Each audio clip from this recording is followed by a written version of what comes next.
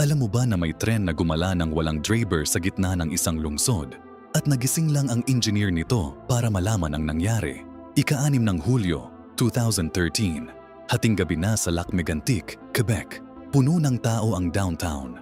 Sabado ng gabi, masaya ang lahat. Pero ilang kilometro lang ang layo, isang tren na may dalang milyon-milyong litro ng krudo ang nagsimulang gumalaw ng walang nagmamaneho. Natutulog ang tanging empleyado nito sa isang hotel. Paano nangyari ito? Mas maaga ng gabing iyon, may sunog sa lokomobil. Pinatay ng mga bumbero ang makina para mapigilan ang apoy. Hindi nila alam na kasabay nito, nawalan ng lakas ang automatic na preno at ang mga handbrake na ginamit bilang kapalit ay hindi sapat para pigilin ang bigat ng tren. 7 milya ang tinakbo ng tren pababa ng bundok. Walang nagpigil, walang nagbabantay.